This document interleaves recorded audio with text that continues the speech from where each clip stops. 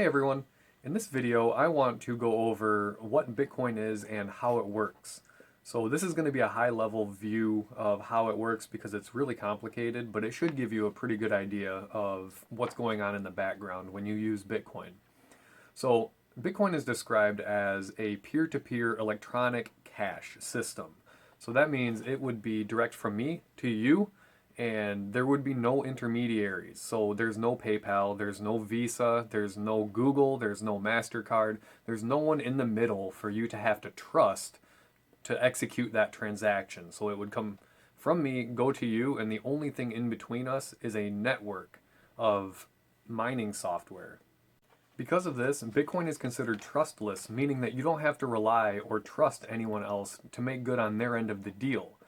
Bitcoin is open source, it is decentralized, it is free for anyone to use, it's censorship resistant, meaning that you can't be cut out of the system because of something you say or do that someone doesn't like. Right now, you can download a wallet and you can start using Bitcoin. Right now, you can buy a piece of mining software and start mining Bitcoin and earning Bitcoin for the computing power that you contribute to the network. That's a very general idea of what Bitcoin is and some of its characteristics. So let's start digging into more of what's going on under the hood.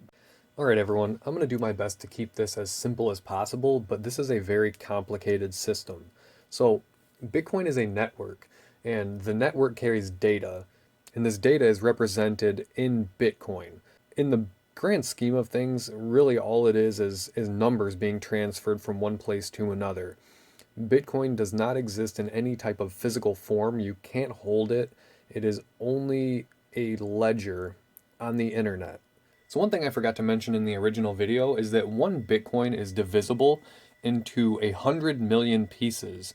So what that means is you can divide one Bitcoin down to 8 decimal places. And the smallest denomination of a Bitcoin is called a Satoshi, and it's named that after the person or people, because we don't know who it actually was, that created Bitcoin, Satoshi Nakamoto. So you can see how even with a price of $20,000 like it is right now, you can divide one Bitcoin by 100 million, so you can still get far below 1 penny's worth of Bitcoin, even with the price as high as it is today. All right, let's get back into it. The challenge with this is, with computers, we are very used to being able to right-click, hit copy, and then click paste. And boom, you have 2 of what you just previously only had 1 of. So how do we prevent that from happening? The way we do this is with something called proof of work. And basically, we have to expend energy and do work in order to prove that our transactions that are going on to this Bitcoin network are legitimate. And the transactions go into something called a blockchain. And so every 10 minutes, a new block is formed, and there is a reward. There is a group of transactions inside this block, and these transactions have fees attached to them that go to the miners. The miners are trying to find these blocks. Every 10 minutes, a block is found, and you get a reward in the transaction fees. So that's the incentive for the miners to try and find these blocks. All of this is in the Bitcoin code, but basically, your miners create a block, right? And this is a preliminary block. It's not one that just immediately gets added to the blockchain. They create this block, and then they have to find the answer to a complex math problem. And this math problem is extremely difficult, and it takes about 10 minutes to find the answer to this math problem.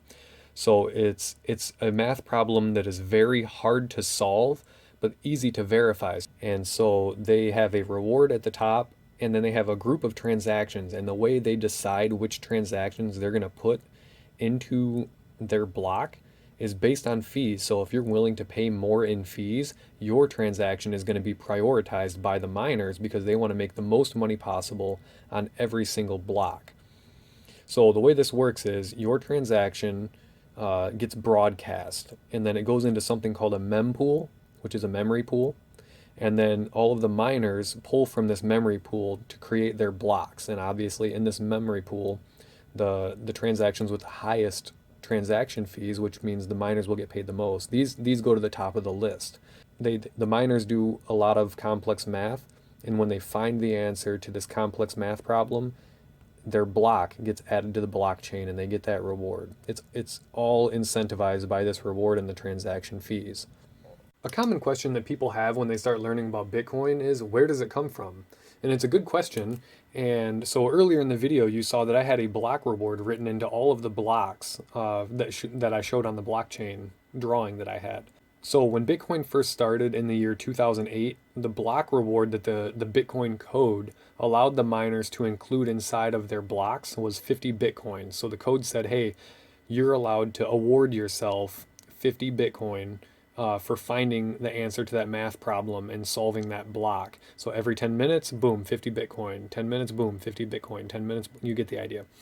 For 4 years, and I think it's a specific number of blocks. I want to say it's 240,000. I could be wrong on that.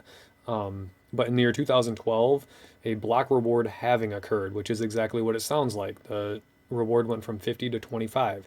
So for 4 years, it was 25. In 2016, it went to 12 and a half. And then earlier this year in 2020, it went to 6.25 Bitcoin.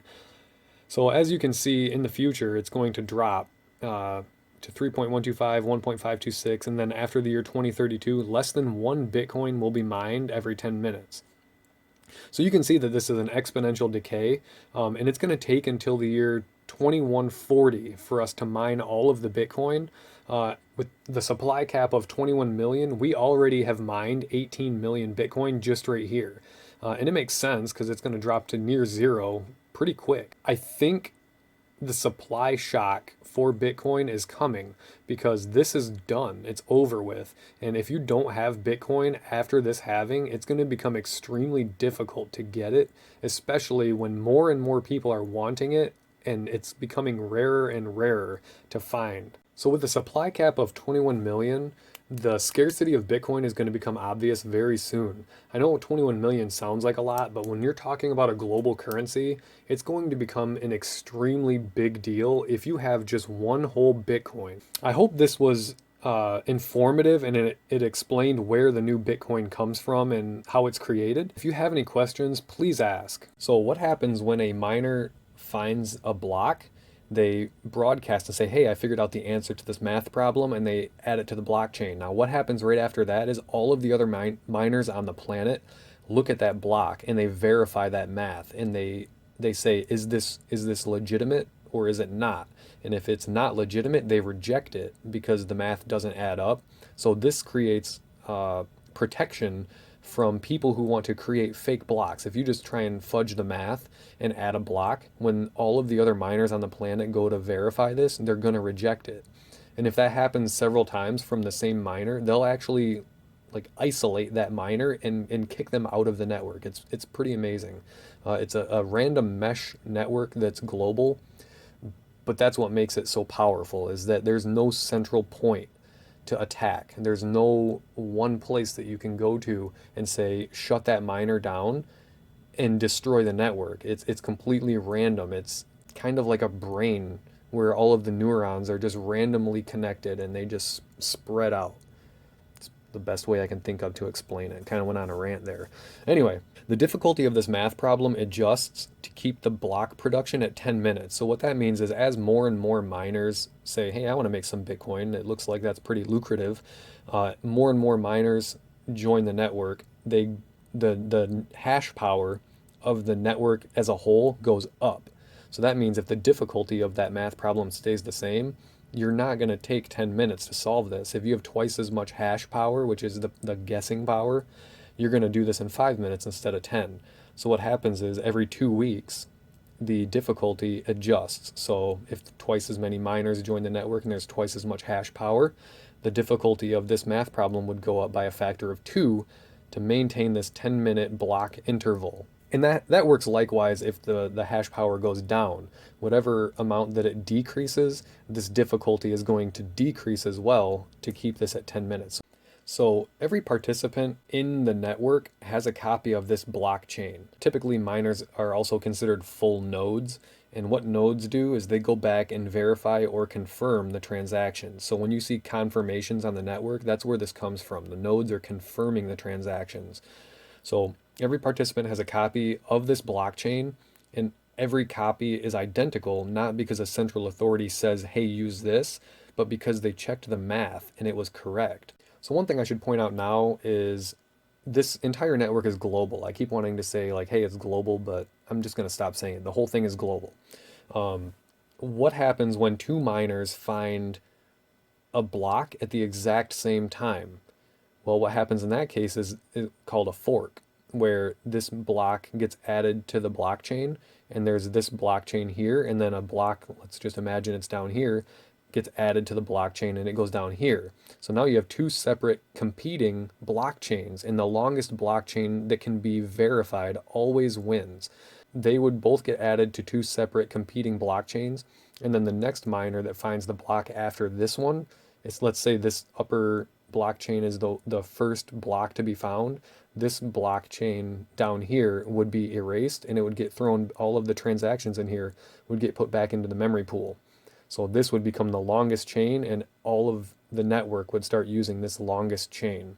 And that's very important. So every now and then a fork like that will happen, and I just wanted to explain that so in case anyone had that question. So now you might be wondering why someone can't just go back in time basically to previous blocks and reorganize these blocks to make them transactions that are beneficial to them. Say they want to double spend something, they can go back in time and get their Bitcoin back and rewrite history more or less with a separate blockchain down here, and then implement that once it's the longest blockchain, and basically overwrite what existed here.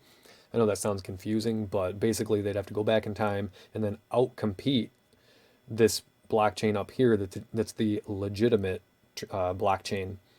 And the reason this doesn't work is because you have to go back in time, and this is all work that has already been done. This is where the proof of work comes into play, where all of this is time and energy and work that has been done by computers. So for you to go back and then basically overpower the rest of the miners, you have to have a ton of hash power. So they call this a 51% attack, where you have more hash power than the rest of the network, and you can basically go back in time and rewrite history. But Andreas Antonopoulos has a lot of really good videos on why this just doesn't work, and especially with Bitcoin, because Bitcoin as a network is the most powerful network on the planet. Like it's more powerful than the top 50 supercomputers combined. It's amazing. So trying to overpower that is basically hopeless. And so that's why it doesn't happen. You'll hear about 51% attacks on smaller blockchains that don't have that hash power and the miners behind it. And that's why Bitcoin is so secure. And that's why you don't hear about 51% attacks on Bitcoin, because the network is just so gigantic now that it's not feasible. All right, so some other things to point out. Every node and every miner agrees to the same code/rules. If a nefarious actor tries to cheat, the surrounding miners reject their block and kick them from the network if they keep trying to cheat. There's a max supply of Bitcoin of 21 million. So there's only ever going to be 21 million, and this goes back to the code/rules. People say, why can't we just double that and say, hey, there's going to be 42 million? It's because there would have to be consensus among all of the nodes and all of the miners to double that amount. And unless you have the consensus and agreement that everyone's going to change the code, it doesn't happen. It's pretty cool. The whole point of decentralization is that it's decentralized. There's no point of attack. So the max supply is hard-coded into the network, or into the code.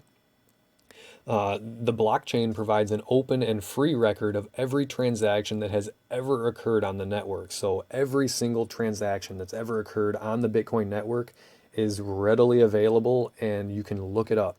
You can look up random block heights, which is the number of blocks. They call it the height, how far into the network, into the blockchain it is. You can look up an address, and it'll tell you how much Bitcoin is in that address. You can go through and find all of the transactions to that address, all of the transactions out of that address. It's completely open and visible. All of the Bitcoin that you buy is going to be held on a wallet. So I don't know why I'm pointing, but I'm just going to point. It's all held on a wallet, and this wallet has addresses in it. So when you want to receive Bitcoin, you would say, hey, send it to this address, and I can show you the sending and receiving side of stuff. Like I said, it's using Bitcoin. Like, all of this doesn't matter to someone who wants to use it. Literally, you can download a wallet, click receive, and go from there, and you're up and running. you have an address, you want to send it to another address, and that is what is put into a transaction. So from one address to another, and this is part of the ledger. So they call this a distributed ledger. I know I called it a blockchain, but that's the hot topic word is distributed ledger technology. And it's because this ledger is distributed, and so yeah, it's global, can't resist. So yeah, from address to address, the transaction goes into the blockchain. Imagine an Excel spreadsheet of millions and millions and millions of numbers on lines, and all this is doing is proving that moving numbers from one cell to another inside that Excel spreadsheet is legitimate. That's literally all it is. It's just numbers inside of a ledger moving from one address to another. Your access to that address is what matters, and that's part of the security of Bitcoin. Unless you have the private keys to that address or that wallet, you cannot access that Bitcoin. And that's another reason people talk about, oh, I heard that Bitcoin wasn't secure, and I heard, all this Bitcoin got stolen. Every single time you hear about Bitcoin being stolen, it is from a centralized exchange where the people who had their money on this exchange did not hold the private keys. So the private keys are what give you the security. When you let someone else hold your keys, you're asking for trouble. You're asking for your money to be stolen. There's a saying in the cryptocurrency world, not your keys, not your coins. So it's so true because time and time again, people have this amazing, free, open, permissionless, censorship-resistant, global, just amazing network that they can send money anywhere in the world in 10 minutes. And then what do? They put it onto a centralized exchange and basically entice people to hack into the exchange and steal it. All right, so here is two examples of a wallet. Now this is two examples where you hold your private keys. This is considered a hot wallet because it's on a phone or a laptop or a desktop computer or whatever, so it's connected to the internet. They call it a hot wallet. This is a hardware wallet because it's a physical piece of hardware, and they also call them cold wallets sometimes because the private keys are stored inside this device and never leave it. The private keys in this are encrypted, but it's on your phone. So this is considered more secure than this is. But as far as I know, no hot wallet with private keys stored inside the wallet have ever had Bitcoin stolen from them. So like every time you hear about Bitcoin being stolen, it's always an exchange. It's never from someone who holds their private keys. I use my fingerprint for this. So this opens up and you can see here I have 81 cents in Litecoin in here. So let's say I wanted to send that to someone. I would click on it. I'd come up here to hit send. So you'll input the receiver's address to whoever you want to send the Litecoin to. How much do you want to send? And then here's your sending fee. This is what I was talking about earlier, where the sending fee is dependent on how fast you want something to be sent. So if I click on advanced mode, I can select Satoshis per byte. So if you want something sent really fast, you put more in here. And if you don't care, you'd put a lower amount. I'd put in the amount to send, the amount of transaction fees, and then I would hit next step. And basically it would have a confirmation screen, and I hit confirm and it sends it. So there's slightly more to do here than say Venmo or something like that. But to know that it's something where there's no intermediary, meaning there's no bank involved, it's not PayPal, it's not Google, there's no one in between me and the person I'm sending this money to, other than the miners and the nodes. And they're acting honestly because that's what makes them the most money. So it's kind of cool when you think about it. I don't need a bank anymore. Like this basically makes you a bank. Andreas Antonopoulos says, this doesn't make you a banker, this makes you a bank. And this is why. So now for the hardware wallet, typically they give you a PIN code. Well, you create a PIN code to make this a little bit easier to access. All of your private keys stay on this device. They don't leave. And that's very important because basically the amount of data that can go through this device is so limited that people can't hack it. So, I mean, honestly, the fact that it's so dumb is what makes it so secure. It can't handle being hacked. You can't Trojan horse your way into this thing because the device wouldn't recognize the Trojan horse or the virus. It's kind of brilliant when you think about it. Anyway, you would enter your PIN code. What you get is a screen. And this, so you can see here you have little apps, they call them. So this is Bitcoin, Litecoin, Vertcoin, Dash, Digibyte. So you can add different stuff depending on which cryptocurrency you want to transact with. And you can swap these out too. You don't have to have all of them on here. And then there's an app that operates on the computer. And I don't have it up right now. But you'd basically do all of your transaction stuff like you saw on the phone on here. And then you would confirm it on this. It would show you, hey, do you want to send this amount to this address? And you click yes, and it'll say, do you want to confirm this transaction? And you hit yes, and it sends it, it broadcasts it, it signs the transaction in here because you need a signature to send the transaction from those private keys. So you need the private keys to actually create a transaction and send it. And so all of that happens inside the device, whereas with this, it happens inside an encrypted wallet in my phone. I hope that makes sense. If it doesn't, please comment. I would love to I'd love to dig into it and do my best to explain it more thoroughly. I really, really enjoy cryptocurrency. It's incredible. The technology behind it is literally like nothing that has ever existed in human history. So this device is called a Ledger Nano S, and you can download an app called Ledger Live, and you can do this on your computer, or you can do it on your phone also. So I was talking about the USB here. So you could connect this to your phone and actually send transactions out of this into your phone. So I've done it before. It's kind of cool. It's really nice to know that you have your money in your hand and no one can take it from you. You may have just noticed that I said no one can take it from you, and there's two reasons for that. The first is because the network is very secure, but the second is because Bitcoin transactions are what are considered push transactions. And the difference between that and a traditional transaction is, like, say with your bank account, you would have what's considered a pull transaction, where you allow access for someone else to reach into your account and pull money out of it. So it's called a pull transaction. Whereas a Bitcoin transaction is a push transaction because someone can request money from you, but unless you sign a transaction with your private keys and push that money to them, they can't take it. So no one's ever going to just reach into your account and say, hey, you owe us a late fee, or you owe us for whatever they decide. You didn't pay whatever fee you were supposed to pay, and so we're going to take that money from you without your consent because we have access to your account. It will never happen on Bitcoin. Alright everyone, that's pretty much going to wrap this video up. If you have any questions, please comment below and ask that. I would love to either answer it or try and figure out the answer if I don't already know it. I'm not an expert in this. I just think it's really cool technology, and I think it's going to change the world. I mean, the way it operates is unlike anything that's ever existed. It gives you monetary freedom unlike anything on the planet right now. Large companies are buying Bitcoin right now, and they're buying it at today's prices, like $19,400 per Bitcoin, and they're buying it by the hundreds of millions of dollars. They're scooping it up as fast as they possibly can.